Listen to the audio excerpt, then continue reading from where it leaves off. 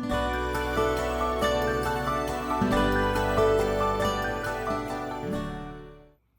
everyone, it is Wendy Pope here on Read Through the Word, and today is February 6th, and we are in Exodus chapter 17. There is so much to learn in just this little portion of the timeline. This whole situation from when they are being rescued, delivered from the sea all the way through. There are days when I wish we could just pause and spend like 6 months on a certain portion of the timeline, and this is one of them. So it's really hard to pick where a lesson will come from. So we listen, Lisa and Dawn and I really listen to the Lord and have Him pray that He directs us and we follow correctly.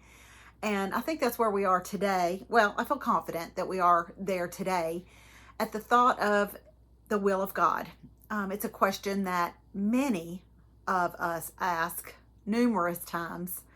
What is the will of God for us? And there are multiple scriptures that will that include that phrase, the will of God. And one that came to my mind as we were the Lord and I were working on this lesson was from Thessalonians, and it's down there at the bottom of your notes. Be thankful in all circumstances, for this is God's will for your life, for God's will for those who belong to Christ Jesus. I say your life because I'm assuming that I'm talking to myself for my life. This is God's will for my life, that I be thankful in all circumstances. Is this easy? No, but this is the will of God. And we see on multiple occasions where God's people are far from the will of God. And this is one of them. David Guzik, however you say his name, from Enduring Word, had this to say: they went from singing to complaining very quickly.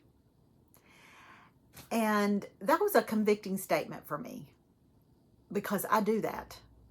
I can go from singing to complaining pretty quickly when it comes to myself, my own circumstances, my personal stuff, as it were. But boy, do I jump on a Pollyanna wagon to try to encourage others to find things that are praiseworthy in certain circumstances. Are y'all that way? It's so easy to talk someone off the ledge, but it's more difficult to talk myself off the ledge. Now, what we need to look at here is that David was referring back to the Song of Moses in Exodus 15. They were all singing the Song of Moses. And then here in Exodus 17, they're complaining because they don't have water. They had just seen God part the sea. They saw Him wipe away the enemy. They saw Him make bitter water drinkable. They experienced daily food falling from heaven, literally falling from heaven. But how quickly if onlys fell from their lips. And I'm guilty of that. Lord, if only this, or do you see what's going on over here? This would be a great way to fix this. But why are you doing it this way? Or why is this happening? Or I cannot believe this. And I don't need to go on and give any more examples. But how quickly, I ask myself, and I want us to think about this idea of singing to complaining very quickly. How quickly does my praise turn to protest? Does my trust turn to doubt, my joy to anger, or my belief to unbelief? You're going to see a pattern here with God's people. And especially this generation that sees and experiences God in mighty and miraculous ways. And maybe you're thinking, well, we don't see parting of the seas. We don't see water turning that was bitter, that's turning drinkable because of a stick or because of the hitting of the rock or whatever. We might not see those kind of miracles, but we do see God working in our lives. He is working in our lives. And we've got to find those moments. And the will of God is to be thankful in all circumstances. Gratitude. The will of God, gratitude, can turn protest to praise, doubt to trust, sorrow to joy, and unbelief to belief. Gratitude is an attitude adjuster, and it is the will of God. Is it easy? I said a few minutes ago, I'm asking that question. Is it easy? Absolutely not. But what I have found is when I let it come off my lips and I force it out, and I'm not going to lie, there are times that I have to force it out.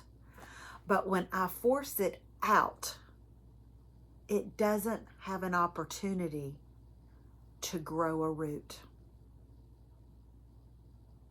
That bitterness, that anger, that unbelief, that protest, it doesn't have time to take root down when I speak it out. Gratitude out. Now, I'm not saying that we shouldn't take our complaints to the Lord. Read any of David's Psalms. He's full of them. Job, we just finished Job. He took his complaints to the Lord. But we need to just take them and let him take them to the Lord, and then let him turn to joy, praise, belief, and trust. And don't let them grow roots in our spirit, because those roots will grow deep and they will strangle our faith. And I'm preaching to myself today, because this is something that this year I've not ever done this. I was given for Christmas a gratitude journal, and I am writing every day one thing that I'm grateful for and thankful for, and one thing that brought me joy that day. Scott's doing it with me. We're doing it together. Just one line, no paragraphs. I'm not worried about spelling. I'm not worried about punctuation, whatever. This is God's thankful. This is God's joy. This is my thankful. This is my joy. And I want my attitude to be transformed into gratitude, the ultimate adjuster.